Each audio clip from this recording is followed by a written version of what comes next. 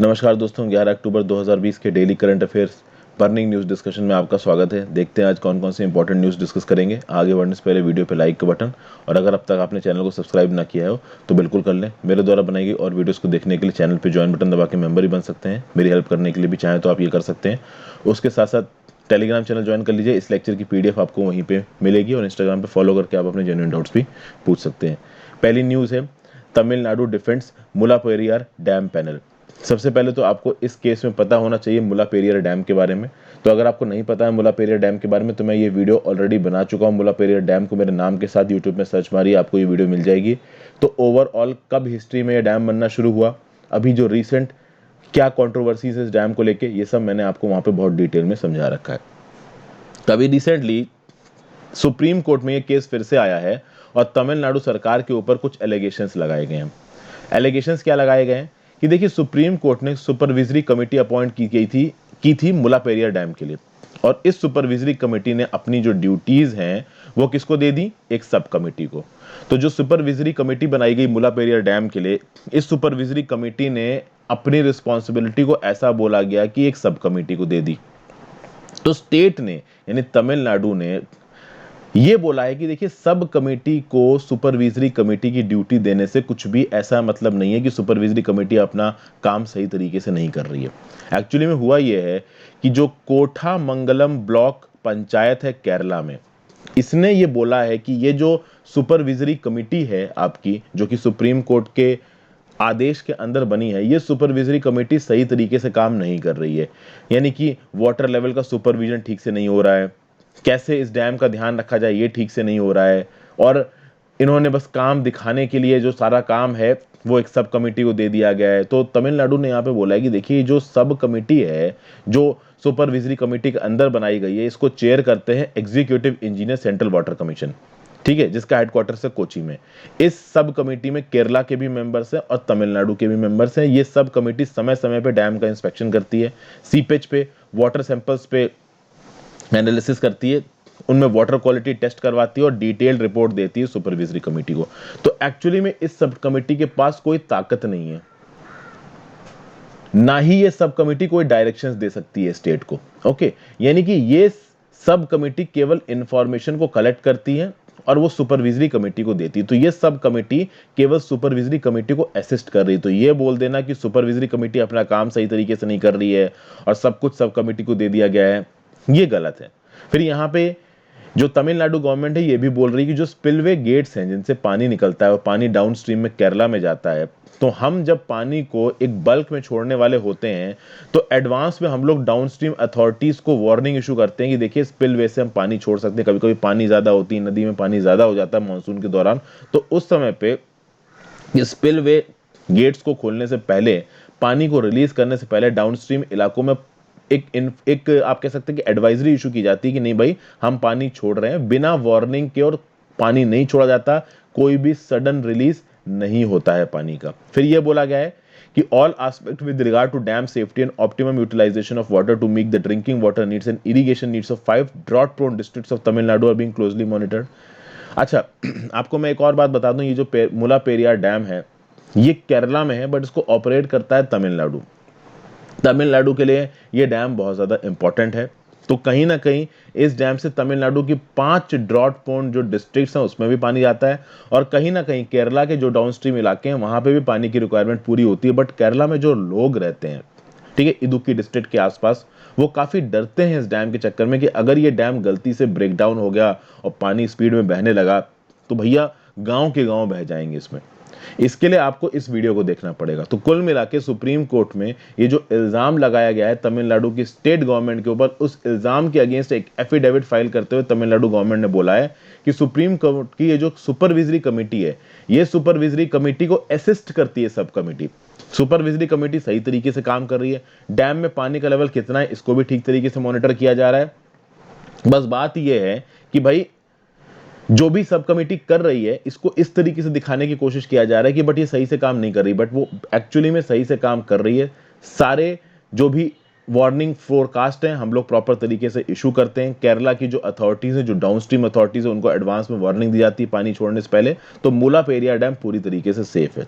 Actually बहुत लंबे समय से ये इशू चल रहा है। केरला गवर्नमेंट बोलती कि मुल्लापेरियार डैम सेफ नहीं है, तमिलनाडु गवर्नमेंट बोलती कि मुल्लापेरियार डैम सेफ है, सुप्रीम कोर्ट भी पहले बोल चुकी है मुल्लापेरियार डैम सेफ है, बट रह रह के जो केरला के रेजिडेंट्स हैं वो इस मुल्लापेरियार डैम के अगेंस्ट में पिटीशन फाइल करते रहते हैं सुप्रीम कोर्ट में। और जानकारी के लिए जो वीडियो बताइए वो देखिए। फिर भाई माउंटेन क्लोथिंग, अभी रिसेंटली क्या हुआ है कि एक वेबिनार ऑर्गेनाइज किया गया था centre for joint warfare studies. यहाँ पे लेफ्टिनेंट जनरल सैनी अपनी स्पीच दे रहे थे। ये लेफ्टिनेंट जनरल सैनी कौन है? ये vice chief of army lieutenant general SK Saini है। इन्होंने ये बोला है कि ईस्टर्न लद्दाख में जो स्टैंड ऑफ चल रहा है इसमें कोई भी डिसंगेजमेंट होता नजर आ नहीं रहा है। तो सर्दियों के समय पे सियाचिन ग्लेशियर को तो हमारे जवान मैन करते ही हैं, साथ साथ ईस्टर्न लद्दाख में भी अब हमारे जवानों की पोस्टिंग करनी पड़ेगी। तो कहीं ना कहीं वो जो स्पेशल क्लोथिंग जो सर्दियों का कपड़ा बनाने के लिए इस्तेमाल की जाती है, जो मॉनिटरिंग माउंटेनियरिंग इक्विपमेंट है, ये हम लोग बाहर से इंपोर्ट करते हैं। अब हजारों की तादाद में हमारे जवान अगर ईस्टर्न लद्दाख और सियाचिन जैसी जगह पे बहुत लंबे समय से पोस्टेड हो, सियाचिन ग्लेशियर को तो हम लोग डेकेड से मैन कर रहे हैं, तो जब इन जगहों को हम लोग इतने समय से मैन कर रहे हैं जहां पे जो टेम्परेचर से सर्दियों के दौरान -50 डिग्री सेंटीग्रेड तक चले जाते हैं और यहाँ पे हमारे जवानों को रहना ही है पूरे साल, तो उस केस में जो स्पेशल क्लॉथिंग है जो इनके कपड़ों के बनाने की यूज होती है, जो माउंटेनियरिंग इक्विपमेंट है, उसको इंडिया को खुद बनाना चाहिए, उसमें इंडिया को सेल्फ रिलायंट होना चाहिए, उसके इंपोर्ट को हमें घटाना चाहिए। ये बात बोली जा रही है क्योंकि डिसएंगेजमेंट तो चाइना के साथ होता नजर आ नहीं रहा है। चाइना तो अपने बंकर्स और जो विंटर अरेंजमेंट्स है वो कर ही रहा है, और इंडिया को ये विंटर अरेंजमेंट करने के लिए इंपोर्ट पे कम डिपेंडेंट रह के अपनी इंटरनल मैन्युफैक्चरिंग कैपेसिटी पे ज्यादा डिपेंडेंट रहना चाहिए। बस यही इस आर्टिकल में बोला जा रहा है। ये न्यूज है आसाम बिगिंस क्लोजर ऑफ 614 मदरसा। देखिए, स्टेट रन मदरसा और इस्लामिक एजुकेशनल इंस्टीट्यूशंस, आसाम में क्या होता है कि स्टेट रन मदरसा चलाए जाते हैं, और केवल स्टेट रन मदरसा नहीं, मतलब वो इंस्टीट्यूशंस नहीं जहां पे इस्लामिक एजुकेशन दी जाती है, ऐसे इंस्टीट्यूशंस जहां पे संस्कृत की एजुकेशन दी जाती है वो भी चलाए जाते हैं, जिनको बोला जाता है टोल्स। अभी क्या हुआ कि आसाम गवर्नमेंट ने कपल ऑफ इयर्स अगो ये डिसाइड किया कि भाई मदरसा और टोल्स, टोल्स मतलब वो एजुकेशनल इंस्टीट्यूशंस जो संस्कृत लर्निंग पे फोकस करते हैं स्टेट बोर्ड के अंदर, इनको ये लोग अपने गवर्नमेंट फंड्स नहीं देंगे, क्योंकि religious teachings can not be carried out with government funds in a secular country. तो भाई मदरसा और टोल्स जिनको आसाम की सरकार पैसा प्रोवाइड करती थी, आसाम की सरकार ने बोला कि अब भैया हम इनको पैसा प्रोवाइड नहीं करेंगे। तो ये बोला गया कि भैया वो संस्कृत गवर्नमेंट स्कूल्स जहां पे संस्कृत पढ़ाई जाती है उसको बंद किया जाएगा, और वो मदरसा जो कि सरकार के पैसों से चलते हैं उनको बंद किया जाएगा। प्राइवेट मदरसाज और प्राइवेट टोल्स जो चल रहे हैं वो तो चालू रहेंगे। जैसे कि आसाम गवर्नमेंट 614 मदरसा चलाती है जिसमें आसाम गवर्नमेंट का पैसा लगता है, और 900 प्राइवेटली रन है। तो अभी जो प्राइवेटली रन है वो तो देखिए चलेंगे, लेकिन क्योंकि वो फ्रीडम ऑफ रिलीजन के अंदर आते हैं, लेकिन ये जो 614 मदरसाज हैं ये स्टेट के खर्चे पे चल रहे हैं, तो ये नहीं चलेंगे। उसी तरीके से 100 government run and 500 private Sanskrit tols, तो ये जो 100 गवर्नमेंट रन टोल्स हैं संस्कृत लर्निंग वाले, ये बंद किए जाएंगे, और जो 500 प्राइवेट संस्कृत टोल्स हैं ये चलते रहेंगे, क्योंकि वो प्राइवेट पैसे से चल रहे हैं। तो प्राइवेट पैसे वाले में तो फ्रीडम ऑफ स्पीच और फ्रीडम ऑफ रिलीजन आ जाता है। जो मदरसा एजुकेशन सिस्टम है आसाम में 1780 में शुरू हुआ था। संस्कृत की एजुकेशन आसाम में ऑफिशियल हो गई under Assam Sanskrit education act 1957, लेकिन अब यह बोला जा रहा है कि मदरसा और टोल्स जो कि संस्कृत के एजुकेशन कराते हैं ये रिलीजियस एजुकेशन है, तो इसको अब हम लोग बंद करेंगे, और मदरसाज में यानी 614 मदरसाज में जो 148 टीचर्स काम कर रहे हैं इनको ट्रांसफर किया जाएगा जनरल सेकेंडरी एजुकेशन वाले डिपार्टमेंट में। यानी कि ये लोग जो पहले इस्लामिक एजुकेशन में इन्वॉल्व थे, अब इनको जनरल सेकेंडरी एजुकेशन वाले स्कूलों में ट्रांसफर किया जाएगा जहां पे ये जनरल सब्जेक्ट्स को पढ़ाएंगे स्टूडेंट्स को।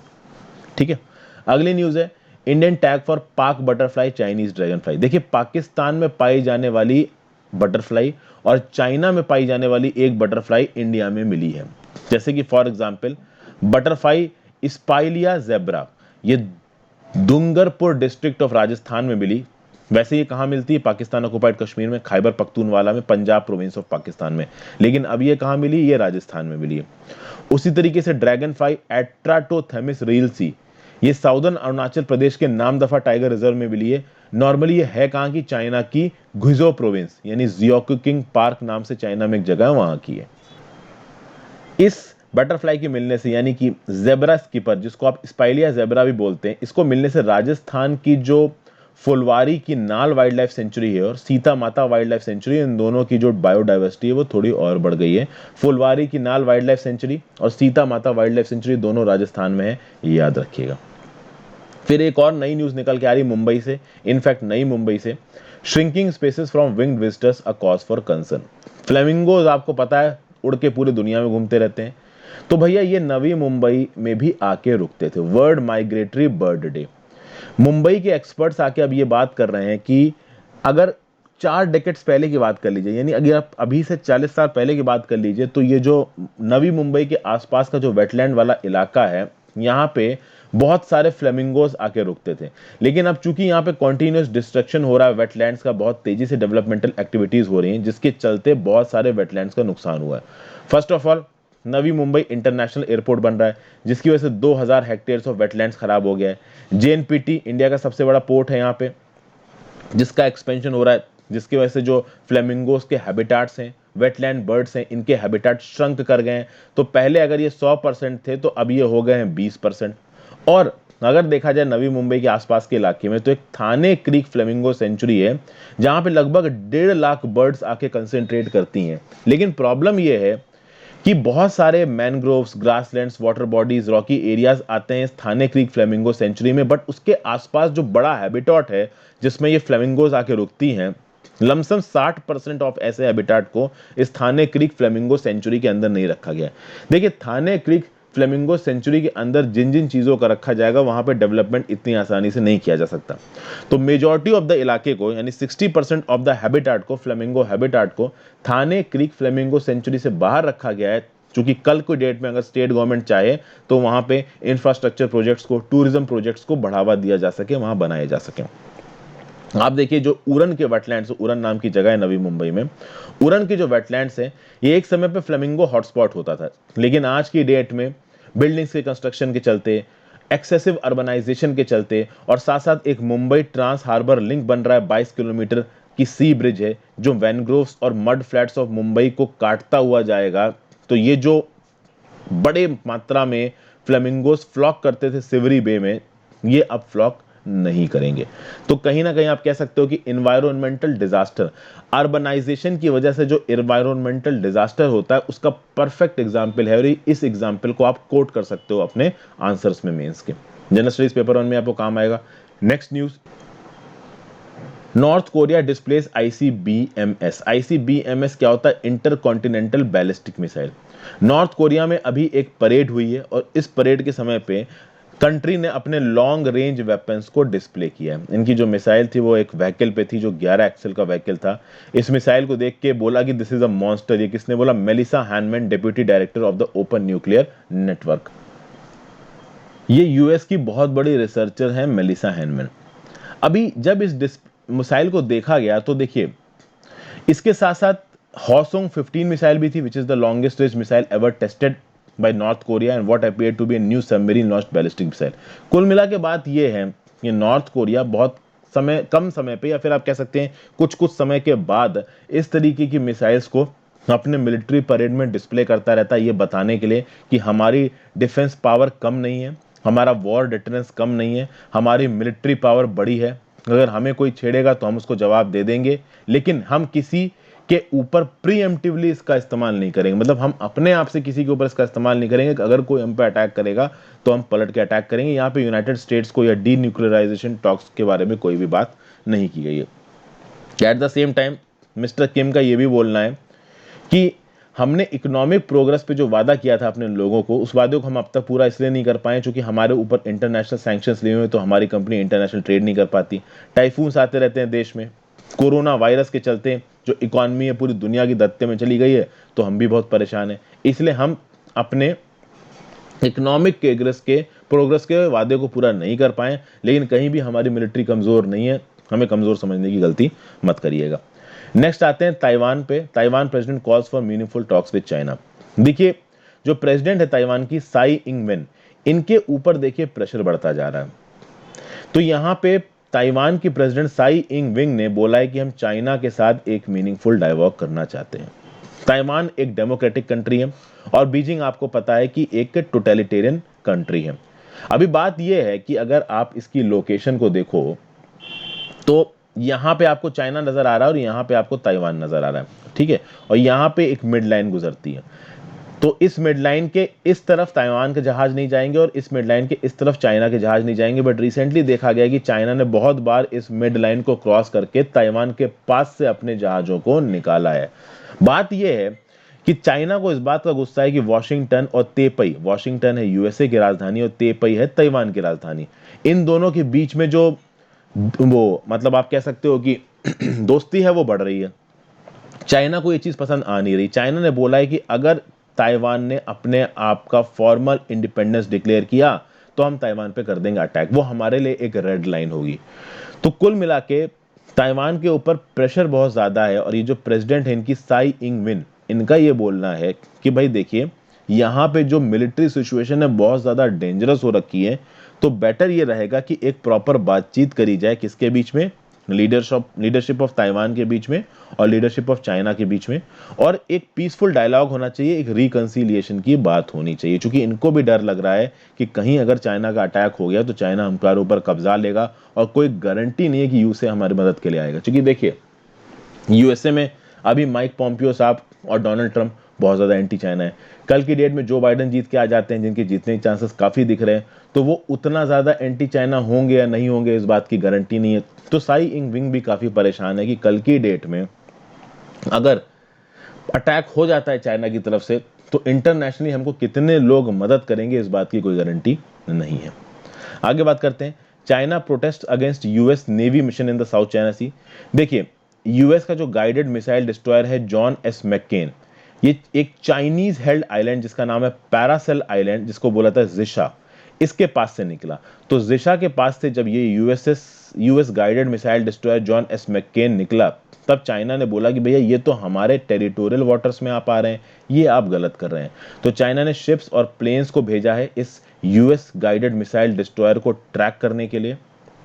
और यहाँ पे जो पीएलए के स्पोक्स पर्सन है साउदर्न थिएटर के कमांड के कोलोनल जैंग नैंडोंग, इन्होंने बोला है कि यूएसए इस तरीके के एक्शन ना करे, ये ब्लेटेंट नेविगेशन हेगोमोनी है, मिलिट्री प्रोवोकेशन है, चाइना की सोवरेनिटी को वायलेट करता है। और मैं आपको एक बात बता दूं, अगर ऐसा कुछ वियतनाम ने किया होता ना तो वियतनाम के उस वेसल को डुबा देता चाइना मार के।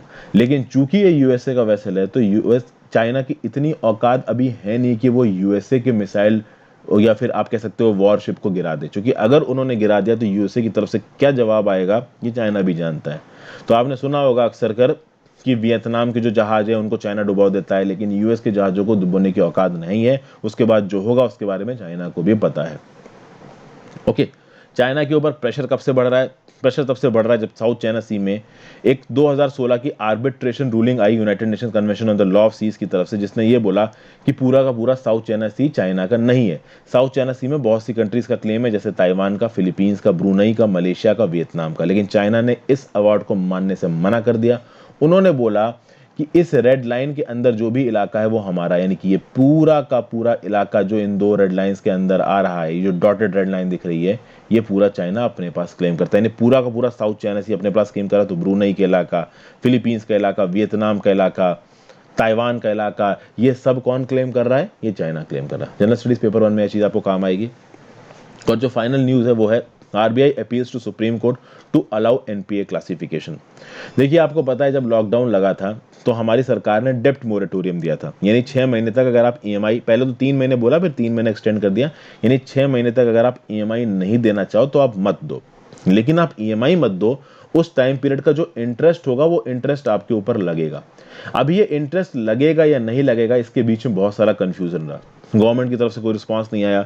सुप्रीम कोर्ट ने पूछा, एंड में बोला गया कि नहीं भैया इंटरेस्ट लगना है। और गवर्नमेंट ने ये बातें शेड्यूल्ड कॉमर्शियल बैंक के ऊपर छोड़ दी। गवर्नमेंट ने बोला कि शेड्यूल्ड कॉमर्शियल बैंक अपने बोरोवर को जिस तरीके से जो बेनिफिट देना चाहे वो दे, और शेड्यूल्ड कॉमर्शियल बैंक ऑब्वियसली कोई बेनिफिट नहीं देंगे। तो शेड्यूल्ड कॉमर्शियल बैंक उस पीरियड का, जिस पीरियड की उन्होंने ईएमआई नहीं दी, उसके ऊपर भी इंटरेस्ट मांग रहे हैं। फिर 2-3 चीजें हैं यहां पे। एक बहस इस बारे में हो गई है कि नॉन परफॉर्मिंग एसेट्स को आप किस तरीके से डिक्लेयर करोगे, यानी इस 6 महीने के टाइम पीरियड में जब लॉकडाउन लगा है, अगर बैंकों के पास पैसा वापस नहीं आ रहा है लोन का, इंटरेस्ट का, तो आप नॉन परफॉर्मिंग एसेट किस तरीके से मार्क करोगे किसी एक बिजनेस को। अभी नॉन परफॉर्मिंग एसेट किसी एक बिजनेस को डिक्लेयर करने की ताकत उस शेड्यूल्ड कमर्शियल बैंक के पास होनी चाहिए। बट बीच में जब सुप्रीम कोर्ट के पास केस गया तो सुप्रीम कोर्ट ने यह बोला कि नहीं भाई, कुछ समय के लिए हम बैंक को प्रोहिबिट करते हैं कि वो लोन्स को नॉन परफॉर्मिंग कर सकें। क्योंकि कोविड-19 एक एक्स्ट्राऑर्डिनरी प्रॉब्लम है, तो बैंक्स अगर किसी को भी उठा के नॉन परफॉर्मिंग एसेट डिक्लेयर करने लगेंगे तो वो सही नहीं है। अब इंडिया की सेंट्रल बैंक आरबीआई ने सुप्रीम कोर्ट से अपील की है कि आप बैंक को अलाउ करिए ताकि वो अपने हिसाब से लोन्स को नॉन परफॉर्मिंग या परफॉर्मिंग क्लासिफाई कर सकें। बैंकों के ऊपर ये छोड़िए, क्योंकि बैंकों के ऊपर देश का फाइनेंशियल सिस्टम डिपेंडेंट है और जो बैंकिंग सेक्टर है वो पब्लिक सेक्टर के थ्रू डोमिनेटेड। जो हमारे सरकारी बैंक हैं ज्यादातर लोन वही मार्केट में घुमा रहे हैं। तो ये आरबीआई ने सुप्रीम कोर्ट से क्या बोला है कि warned that failure to immediately lift an interim stay on banks classifying any loan as a non-performing asset would also undermine the central bank's regulatory mandate। यानी first of all RBI scheduled commercial bank को यह आजादी देता है कि आप अपने हिसाब से एनपीओ को डेजिग्नेट कर सकते हैं। दूसरी बात, एक शेड्यूल्ड कमर्शियल बैंक एक कॉमर्शियल मोटिव से बिजनेस को चलाता है, ठीक है ना, तो कॉमर्शियल मोटिव के हिसाब से वो किसी भी लोन को नॉन परफॉर्मिंग या परफॉर्मिंग डेजिग्नेट करेगा। अभी सुप्रीम कोर्ट अगर इन चीजों में इंटरफेयर करेगा और बैंकों से बोलेगा कि नहीं भाई, आप लोन को हमारी परमिशन के बिना नॉन परफॉर्मिंग नहीं कर सकते, तो ये सही नहीं है। आरबीआई साफ साफ बोल रहा है कि इकोनॉमी वैसे ही बहुत ज्यादा, आप कह सकते हो कि फ्रेजाइल हो रखी है और इस समय पे शेड्यूल्ड कमर्शियल बैंक के पास आजादी होनी चाहिए नॉन परफॉर्मिंग एसेट्स को डिक्लेयर करने के लिए। और अगर शेड्यूल्ड कमर्शियल बैंक बोल रहे हैं कि हमको इस 6 महीने के पीरियड का इंटरेस्ट चाहिए तो उनको दे दीजिए, क्योंकि यहाँ पे चीजें बिजनेस और कॉमर्शियल मोटिव से काम करती हैं। अगर हम फ्री में पैसा बांटने लगेंगे तो चीजें बिल्कुल प्रैक्टिकल नहीं रह जाएंगी। तो यहाँ पे सुप्रीम कोर्ट का जो इन्वॉल्वमेंट है कि उन्होंने नॉन परफॉर्मिंग एसेट बनाने से रोक दिया है बैंकों को, किसी भी बोरोवर को, इस चीज के ऊपर रेस्ट्रिक्शन को लिफ्ट करने की बात कर रहा है Reserve Bank of India. General studies paper 3 में ये चीज आपको काम आएगी। Thank you for watching friends. I hope आपको कुछ सीखने को मिला होगा। Good bye.